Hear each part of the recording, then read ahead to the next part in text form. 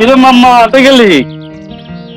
স্কুলের পাশে গেলাম, ভাইয়ের সাথে দেখা করতে। আরে বাহ, তুই তো বেটা শাকিব খান হয়ে গেছিস। আরে মামা, আচ্ছা শুন, টাকাটা ম্যানেজ করছিলি? হ্যাঁ টাকা ম্যানেজ করছি, প্যারা না মামা, চিল। তাহলে তুই বাজি আর ফানুস কিনে ফেল। আচ্ছা মামা, বিকালে কিনবে। ওকে, সাবধানে যা, সন্ধ্যা চিল হবে মামা, চিল।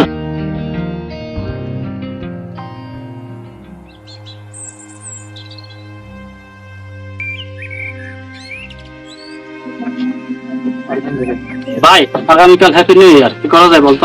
ভাই কি দরকার এসবের? এগুলো না করলে হয় না?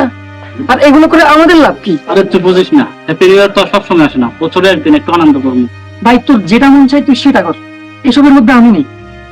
না থাকলে হবে না বন্ধু, বিরিয়ানি মিস করবি। বড় ভাইরা রাতে বিরিয়ানি পাকাবে, পার্টি হবে, সে চিল হবে বন্ধু, প্লিজ। ভাই তোর চিলমেল তুই কর, আমি এসবের মধ্যে নেই। এই নিউ ইয়ার পার্টি আমাদের মতো গরিবদের জন্য না রে।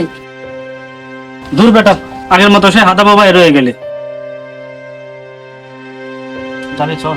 না ভাই তুই যা, আমার কাজ আছে।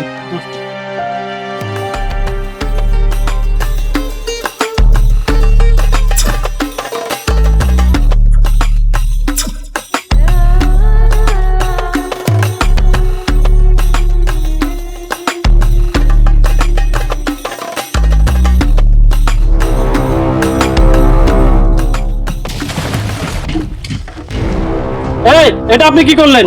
চোখ নেই আপনার? দেখে চলতে পারেন না? চোখ কি হাতে নিয়ে হাঁটেন নাকি? দিলেন তো আজকে আমাদের সারাটা দিনের প্ল্যান মাটি করে।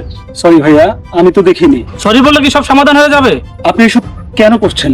কি এগুলা? কালকে নিউ ইয়ার, আমরা সব বন্ধুরা মিলে এনজয় করার জন্য এসব করতেছি, কিন্তু আপনি তো দিলেন সব রং ফেলে।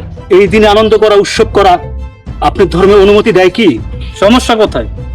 অনুমতি না দিলেও নিষিদ্ধ আর করেনি। আপনি কখনো জানার চেষ্টা করেননি? আল্লাহর রাসূল বলেছেন, যদি কেউ কোনো জাতির অনুসরণ করে তবে সেই ওই জাতির অন্তর্ভুক্ত বলে গণ্য হবে। আর হ্যাপি নিউ ইয়ার এটা রোমান্স আর খ্রিস্টান ধর্মের একটা অপসংস্কৃতি। আপনারা খ্রিস্টানদের অনুসরণ করছেন। এই অশ্লীল সংস্কৃতিটি ব্যাপক প্রচারের মাধ্যমে পুরো দুনিয়ায় ছড়িয়ে দেওয়া হচ্ছে। আজ থেকে 600-700 বছর আগেও এই দিনটির কোনো নাম নিশানা পর্যন্ত ছিল না। আমরা এই দিনটি পালন করলে তাদের লাভটা কি?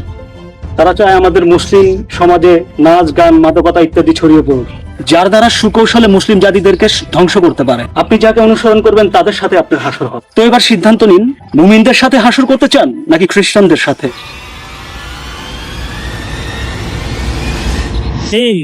কিন্তু মনে রাখি, এই 500 টাকা মানি কালকের দিনে আমার অর্ধেক পেশা বন্ধ।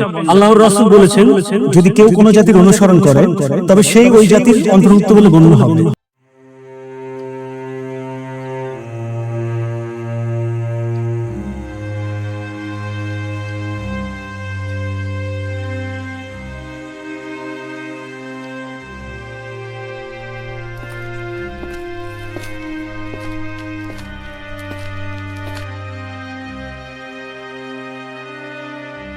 কিরে বাবা, রিয়েলিজে পার্টিতে যাবি না? না বাবা, পার্টি হয়নি। টাকাগুলো ফিরিয়ে দিলি যে, পার্টি করবি না? সরি বাবা, আমার ভুল হয়ে গেছে, আমি বুঝতে পারি না, আমাকে ক্ষমা করে দিও। আজকে সকালে তোমার বলা কথা আর একজনের দেওয়া উপদেশ, এই দুইটা মিলে আমি একটা জিনিসে বুঝলাম, এই টাকাটা আমার পূর্তি করার জন্য না, এই টাকাটা তোমার অনেক কষ্টের কামানো টাকা। এই টাকার জন্য তুমি সকাল থেকে সন্ধ্যা পর্যন্ত ঠান্ডায় বসে থাকো। আমার উচিত এই টাকাটা সঠিক কোনো কাজে লাগানো। বাবা, তুই যখন আমার কষ্টের কথা বুঝতে পেরেছিস, এটাই আমার বড় পাওয়ার। এই নেই টাকাগুলো, আমার প্রয়োজন নেই, হাত মুখ ধুয়ে খেতে বস।